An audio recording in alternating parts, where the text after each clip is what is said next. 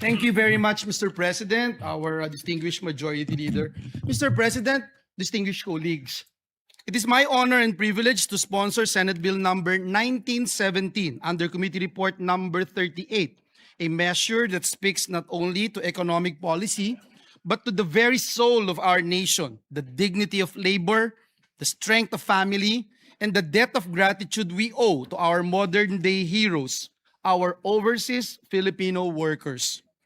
We'd like to thank at the outset our colleagues and fellow authors of this measure, Senators Camille Villar, Jinggoy Estrada, and Rafi Tulfo, for championing with us the rights and welfare of our OFWs. Ginoong Pangulo, overseas Filipino workers are the lifeblood of countless Filipino households. They are mothers who say goodnight to their children across time zones. They are fathers who miss birthdays and anniversaries, so their families will never go without. They are sons and daughters who work tirelessly abroad so that their families here at home may have food on the table and a hope for a better life. They endure separation, uncertainty, and at times even serious safety risk and political instability, such as the conflict currently unfolding in the Middle East, all so their families can have a life of dignity. In fact, Mr. President, 2 araw lang po ang nakararaan, ang Pangulo ng Republika ng Pilipinas confirmed the very first Filipino casualty in the ongoing conflict. Ang pangalan po niya ay Mary Jane Velasquez de Vera, a 32-year-old caregiver from Pangasinan. Iniligtas po niya yung kanyang employer, inuna niyang alagaan ang kanyang mga kasama bago ang sarili. Mr. President, she was not a soldier. She was not a combatant. She was a daughter, a wife, a breadwinner. Like millions of our kababayans, she left home not for war, but for work, for greener pasture, to care for others, so she could care for her own family. Ginoong Pangulo, ang ating mga OFW ay hindi lamang po nagpapadala ng dolyar, dirham o euro. Nagpapadala po sila ng pag-asa. Nagpapadala po sila ng kinabukasan. At sa bawat remittance na ipinapadala, may kasamang puyat, may kasamang lungkot at pangungulila.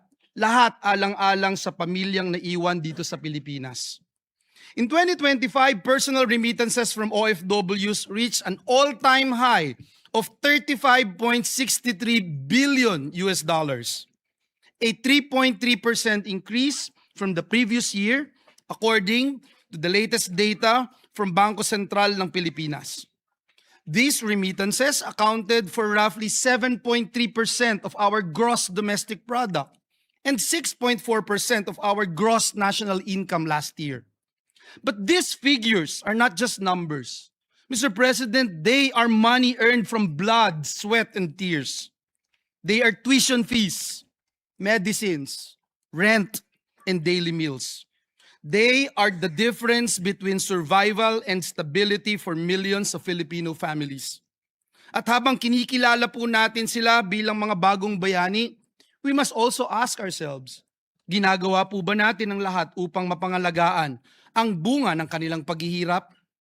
O hinahayaan na lang po ba nating mabawasan ito ng labis-labis na singil, di malinaw na palitan ng salapi, at mga patakarang hindi patas?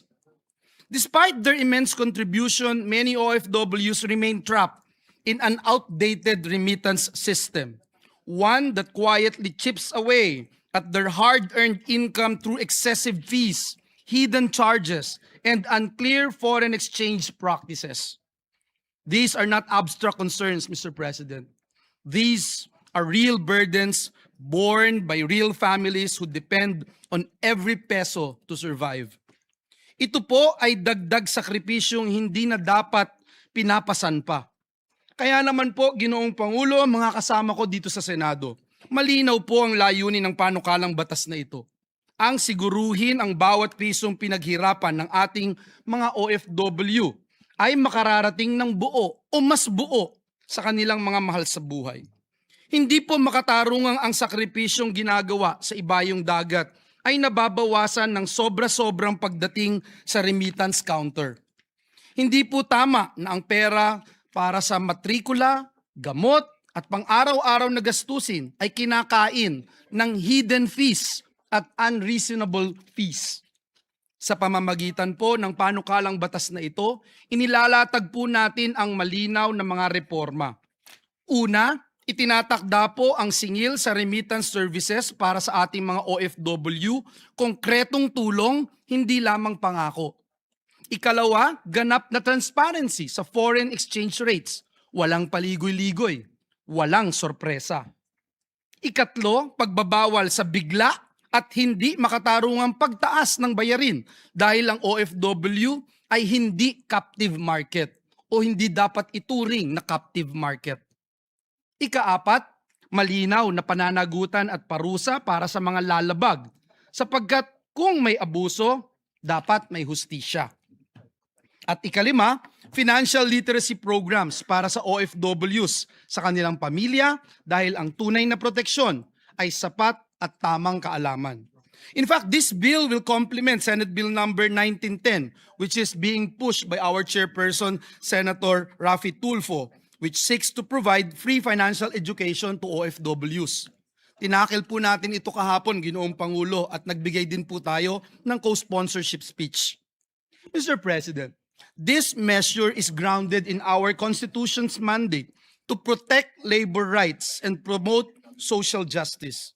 It is also consistent with our long-standing advocacy for Filipino workers and firmly rooted in the spirit and intent of Republic Act number 11641, the landmark law that created the Department of Migrant Workers.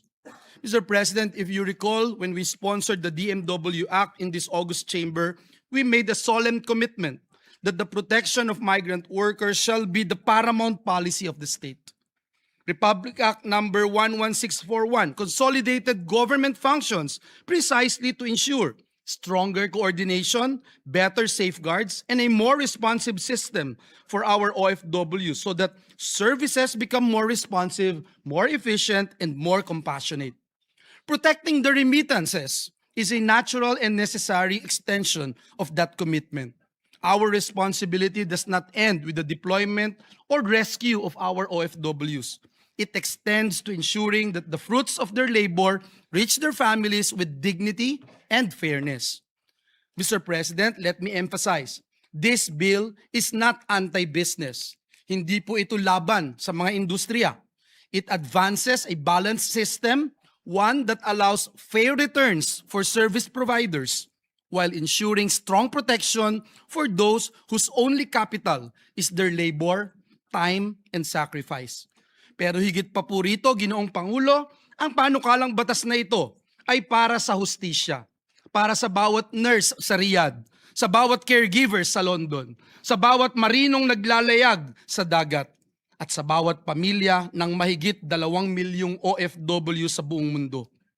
By passing this proposed measure, we affirm that government stands with our migrant workers, not only in words, but in action, that we protect their rights, the value of their labor, and the future of their families.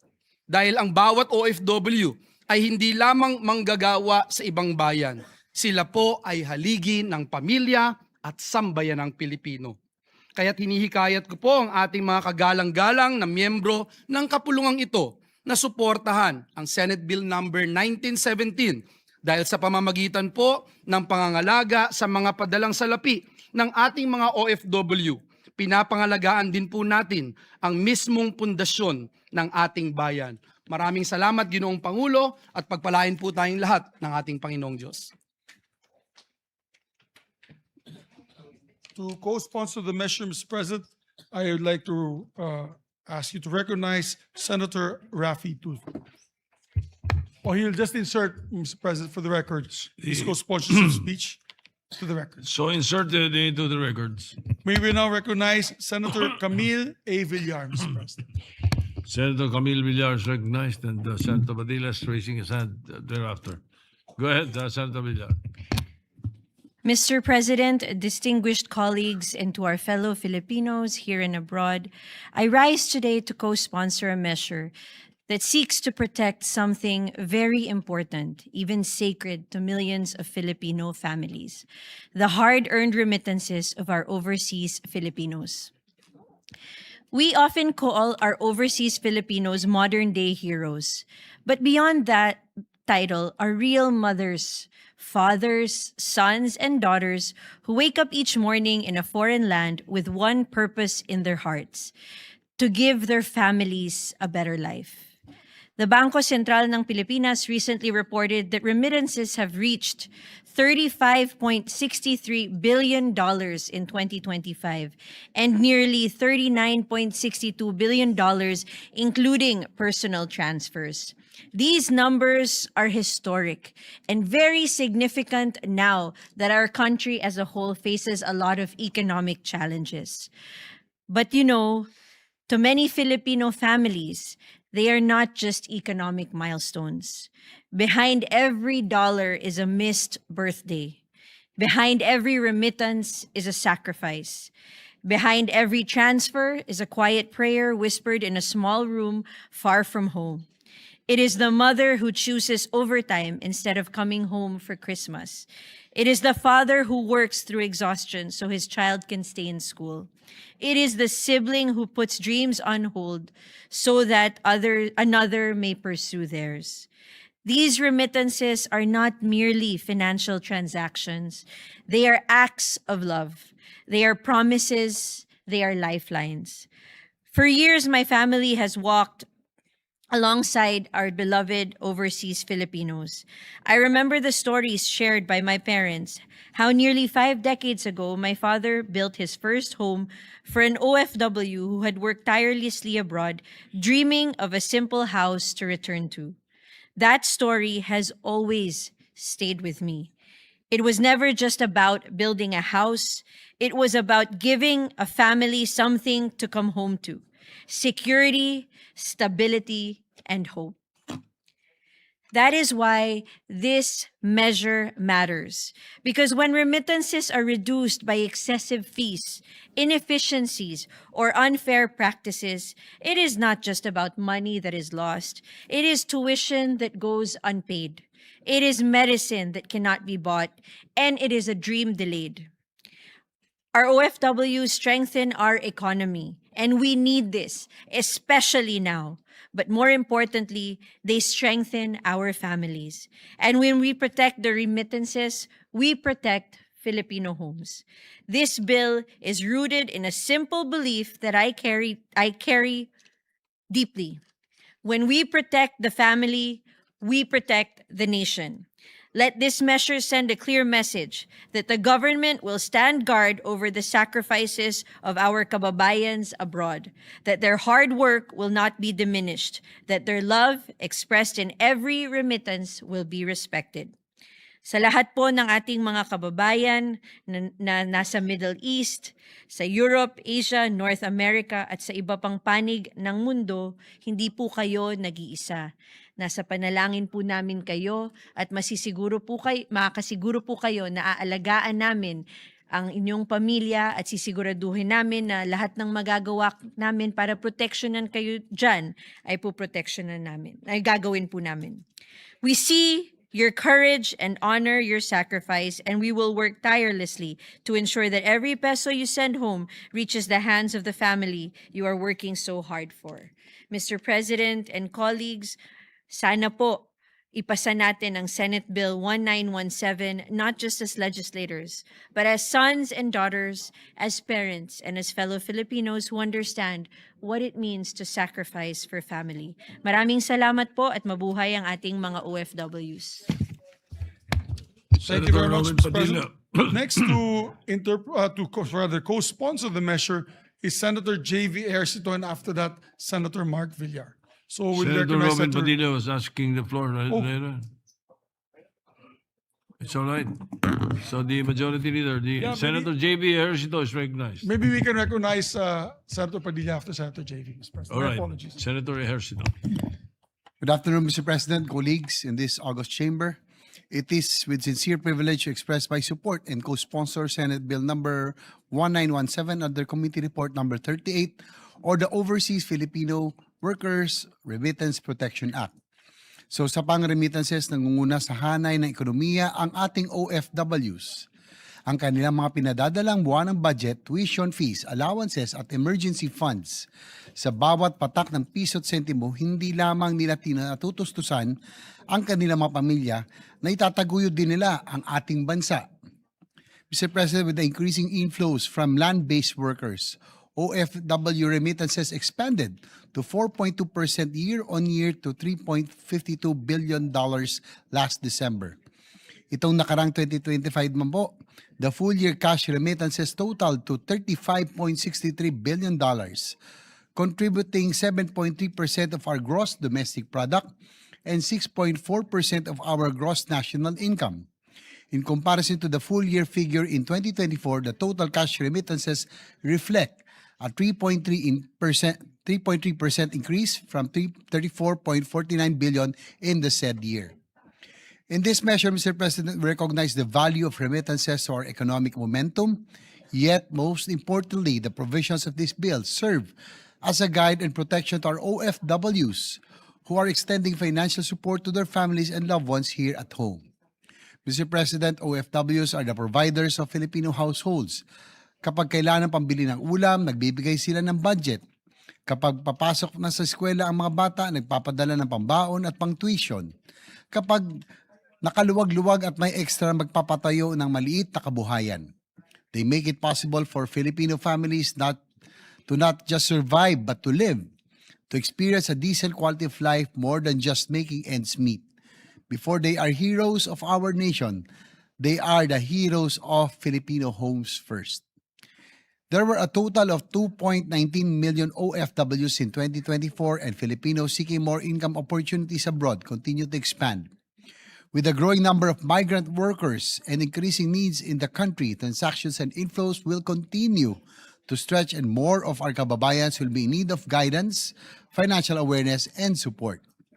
As we progress on this bill, we also urge for a fair and reasonable pricing of remittances for all Bangko Sentral ng Pilipinas supervised financial institutions and other institutions offering foreign remittance services to our Filipino workers abroad.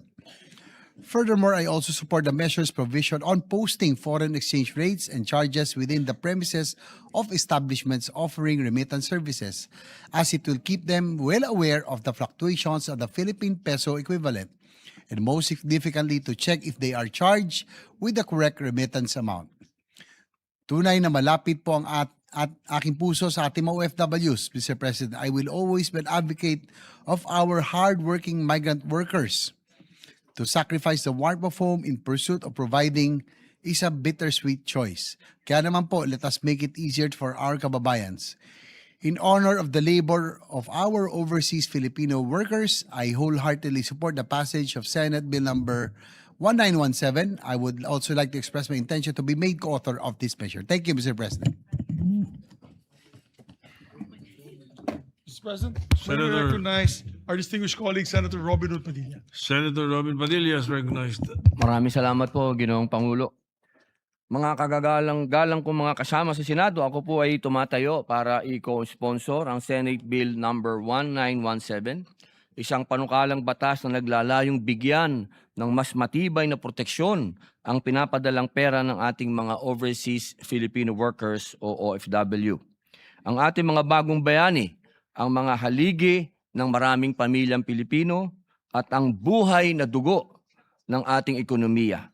At higit sa lahat, batid po nating lahat na hindi lamang galing, pagod at pangungulila ang puhunan ng ating mga OFW, kundi ang kanilang buhay, pamilya at kaligayahan. Ito pong Senate Bill number 1917, layunin ng panukalang ito na tiyakin ang makatarungan at malinaw na exchange rate sa lahat ng remittance ng mga OFWs. Nais ko din pong papurihan ang paghihigpit ng regulasyon sa mga bangko at remittance centers na humahawak sa kanilang pera. Nasa panukala din na magkaroon ng mabilis na mekanismo ng reklamo at remedyo kapag naloko o naabuso ang ating mga OFW o ang kanilang pamilya.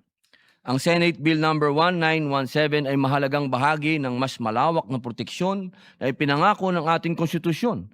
Ito ay pagpapatunay na ang saligang batas ay hindi lang librong nakalagay sa istante. Ito ay buhay, humihinga, at dapat nararamdaman sa kada transaksyon ng isang simpleng nanay na nasa Hong Kong o tatay na nasa Middle East na nagpapadala ng pera pauwi sa Pilipinas. Ginoong Pangulo, mga kasama, sa bawat boto ng suporta sa Senate Bill 1917, ipinapakita natin na ang Senado ay kakampi ng ating mga OFWs. Hindi lang sa salita, kundi sa batas. Nais ko pong pasalamatan ang mga kasamahan natin na lumalaban para ipagtaguyod ang panukalang ito. Unang-una na po ang Idol Joel Testaman Villanueva, Senator. Gayon din po si Senator Camille Villar, si Senator Jinggoy Estrada at Senator Raffy Tulfo. Kasama din po dyan si Senator J.B. Ejercito na patuloy nagtutulak ng mga programang pangkabuhayan para sa pamilyang Pilipino at matagal nang kasama sa laban para sa karapatan ng mga ordinaryong manggagawa. Kayo po sa ngalan ng mga pamilyang Pilipino na umaasa sa padala ng pamilyang OFW para sa gamot, pag-aaral, pagkain para sa kanilang pamilya. Buong puso ko pong sinusuportahan ng panukalang ito. Maraming salamat po. Thank you very much, Mr. President. Next to co-sponsor the measure is no other than Senator Mark Villar. Mr. President. Senator Mark Villar is recognized.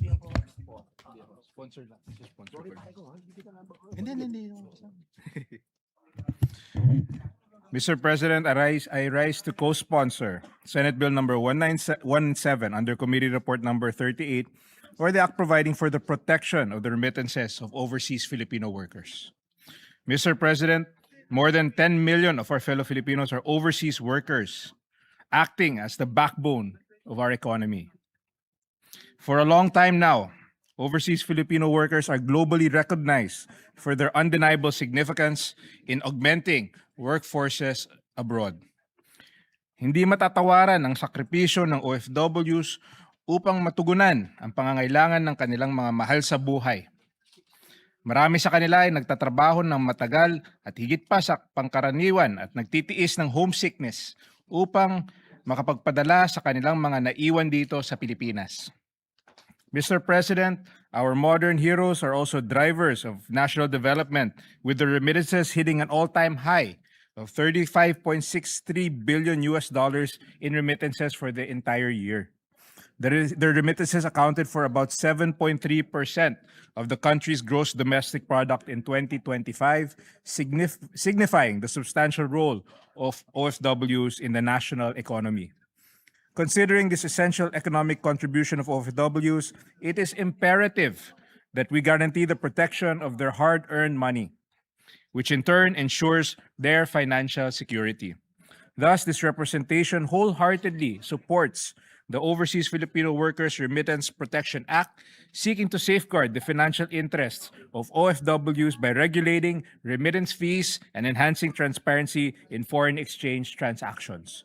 Through this bill, disclosure requirements and consumer safeguards will be strictly imposed to covered BSP-supervised financial institutions.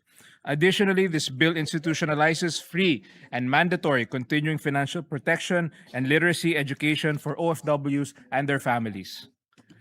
Sa pamamagitan ng mga programang ito, masisigurado natin na mabibigyang proteksyon ang mga OFW mula sa iba't ibang financial scams at maiiwasan ang unsound financial decisions at mauwi sa wala ang kanilang mga pinaghirapan. Our family, through the Villar Foundation, has been a staunch advocate for the protection and upskilling of OFWs. We have been organizing an annual summit for OFWs and their families for more than a decade now.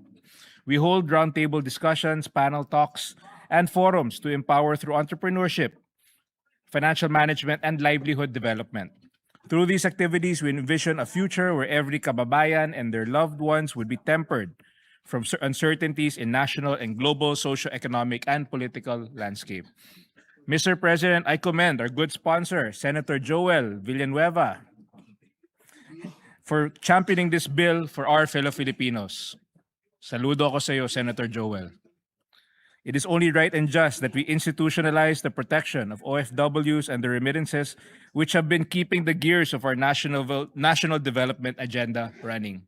I look forward to the swift passage of this bill. Again, thank you to the gentleman from Bulacan, Senator Joel Villanueva, and thank you, Mr. President.